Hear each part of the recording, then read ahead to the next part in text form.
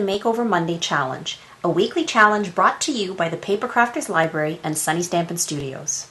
The purpose of Makeover Mondays is to help you learn how to take the ideas and inspiration you find on the internet and make it your own. Now this challenge is strictly a work from your stash challenge. So every Monday I'm going to take a project I found on the internet and I'm going to show you how I use it for inspiration and how I make my own project based on that using supplies from my own stash. Now your challenge is to do the same, and I'll give you more details at the end of this video. So here's today's inspiration piece. It's a gorgeous snowflake card that was created by Lisa Johnson from Poppy Papery. As I show you my card and how to make it, I'll share with you how I drew the inspiration from Lisa's piece to create my own take on her card. So if you look closely at Lisa's card, you'll notice that it's a one-layer card. She does all her stamping and embellishing on the front of the card itself. Now my personal preference has always been to stamp in layers or to assemble my project in layers. So for the base of my project, I'm using this pomegranate cardstock. Now Lisa's card is a standard A2 card, 4 1/4 by 5 1/2. I switched mine up to a 5 1/4 by 5 1/4 card, and the reason I did that is because of the size of my snowflake image. It didn't look right on a standard size card, so I had to increase my card base size. My first layer that I'm putting on it is called Palm cardstock, and this is from Basil. And this is the piece that I'm going to be actually embellishing. So this would be equivalent to Lisa's card front. So now rather than stamping the background image at the bottom of my cardstock, I've opted to use pattern paper. And this is a pattern called Christmas Story. It's from the St. Nick collection that's put out by Fancy Pants Designs. So I'm just going to center and stick it along the bottom of my palm cardstock using a double-sided adhesive. Now my palm cardstock was cut to 5 by 5 and my pattern paper is cut to 2 1/2 by 5. So now my next step is to add my snowflake.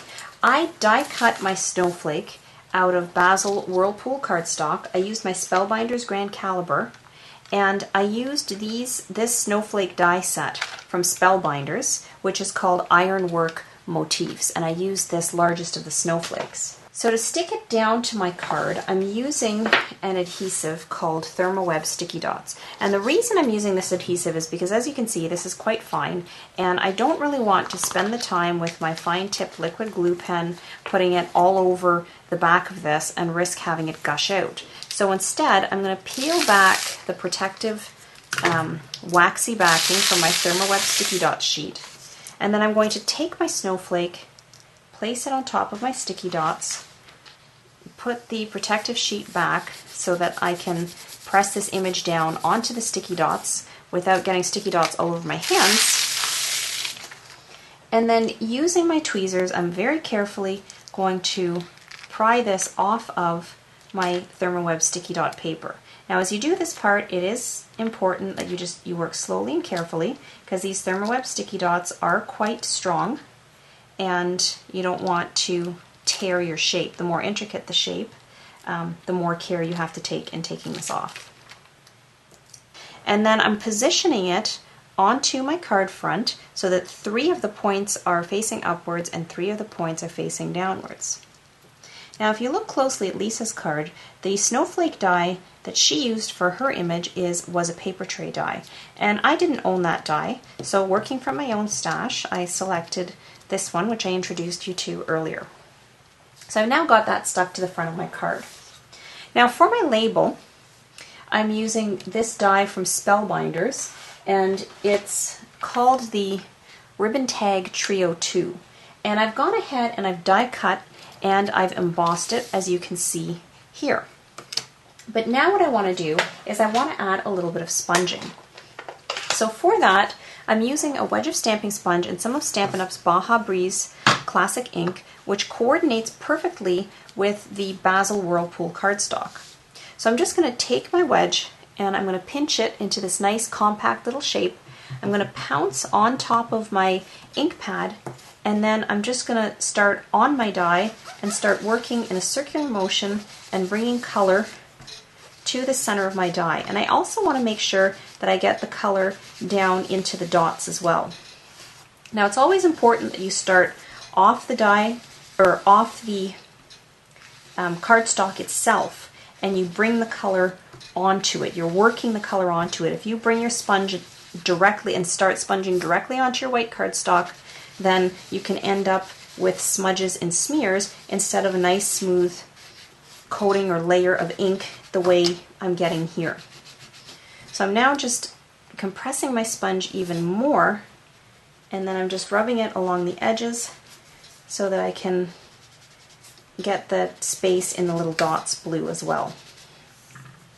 And then once you're satisfied with how sponged it is, you can then very carefully remove this from the die, and you can see you have this really pretty blue center with the blue dots, and then it's still got the crisp white color around it.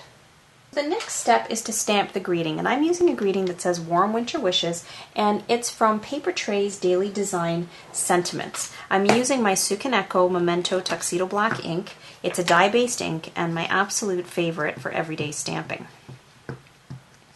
So I'm just going to ink up my stamp, and I'm going to stamp this in the center of my tag. And there you can see what that now looks like. So now my next step is to take some Cherry Cobbler seam binding ribbon, and this seam binding ribbon is from Stampin' Up, and I've cut a piece that is just a little bit wider than my card, as you can see here. So I'm just going to feed my ribbon underneath through these little slots that are on either side of the label, and then I want to slide my label across and position it so that once this is stuck down to my card, it's going to be positioned directly over the snowflake like so. So once I have it positioned, the next step is to flip it over, and then I'm going to take some of my Stampin' Dimensionals, also referred to as dimensional foam. I'm going to make sure my ribbon is centered in those slots, because as you see, the ribbon is not quite as wide as the slots. And then I'm going to use half of the Stampin' Dimensional to keep it in place on the back of the label. So as you can see, I'm overlapping my dimensional onto the ribbon. And normally I don't put this many dimensionals on the back of a project, but because I want to use it to keep my ribbon in place, that's why I'm doing that. So I'm going to peel the backing off of these. And then before I place it on my card front, I'm just going to take my double-sided adhesive and I'm going to run a little bit where the pattern paper and cardstock overlap. Then I'm going to very carefully flip this over, and I'll position this first before I stick down the ribbon ends. Once you're happy with the placement, you can then very carefully stretch your ribbon across the seam and press it into the adhesive that you placed there. And then once that's done, you can flip the card over and place a little bit of adhesive at the back so that you can stick down the ribbon ends to that. So there you can see what that looks like. So the next step is to stick this onto our card. And as I mentioned earlier, this card is a 5 1/4 by 5 1/4 card, created out of a 5 1/4 by 10 1/2 inch piece of the pomegranate cardstock from Basil. So I'm just going to center and stick my 5 by 5 decorated palm cardstock piece to the center of my card front. So now the next step is to embellish this with some rhinestones. So I finished adding my rhinestones to my snowflake, and as you can see, for the 2 center points I did add 4. I also placed a rhinestone above and below the greeting. So now the last step is to add a little bit of glitter. So I'm going to be using my Ranger Ink Essentials Glossy Accents, and the glitter I'm going to be using is this Martha Stewart's Crafts Crystal Coarse Glitter, which is one of my new favorite glitters.